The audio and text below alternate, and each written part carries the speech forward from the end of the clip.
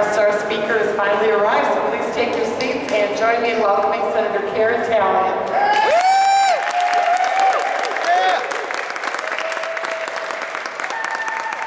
This is always my favorite audience because you're, well. We love you. Yeah, thank you. Listen, thanks for being here today, and thanks for doing this. You know, Senate Bill 580 is year number 3 for me on trying to get the ball rolling and keep things moving along. As you know, we have had a number of states, and you know, you guys, I probably don't need to tell you this. This is not who I usually make my speeches to, but I usually talk to people about the 15 other states that have chosen decriminalization. Pardon? 17, all right. Well, I usually say 15 have chosen decriminalization and 19 have made arrangements for medical marijuana.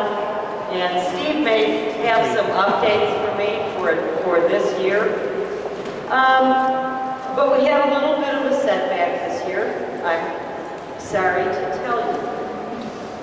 Previously, this bill was always assigned to the Criminal Corrections Committee, and the chairman of that committee, Senator Steele, was always very amenable to hearing this bill. And I believe that if Senator Steele had still been the chairman of that committee this year, I would have gotten a hearing and I would have gotten it out of committee. However, we had a problem.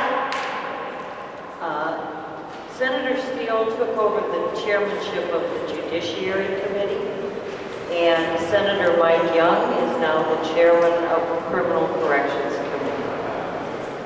Senator Young has not been quite as amenable to giving this bill a hearing. But I don't think it's a lost cause. I really don't. I think he just needs a little persuasion.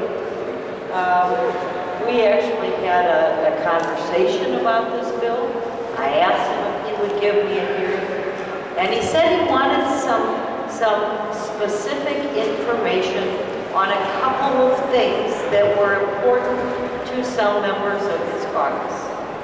He wanted to know the biology of the medical stuff. He wanted to know an update on what the other states have done. And he wanted the arguments to show why this is not a gateway drug. And I said, I've got stacks. And he said, don't give me stacks, give me one stack. The point is that by asking for those 2 or 3 things, I now know what he's looking for and what is, you know, I think the kind of things that will be persuasive arguments. So I'm giving you that information for this reason. It's now your job, please help me, to go out and talk to all of your legislators, not just Senator Young. I know we unleashed the dogs on that earlier this year, and he got a few emails. But you need to go out to the rest of the legislators here and convince them that they're not walking a suicide plank if they support this bill. You know, that it would only put them in mainstream with the rest of the states and with the citizens of the state of Indiana, because every poll I've seen shows a good amount of support for doing what 560 offers. A lot of people want to move that farther than this, but I tend to be a very practical person, and I'll do whatever I can get done. So, thank you.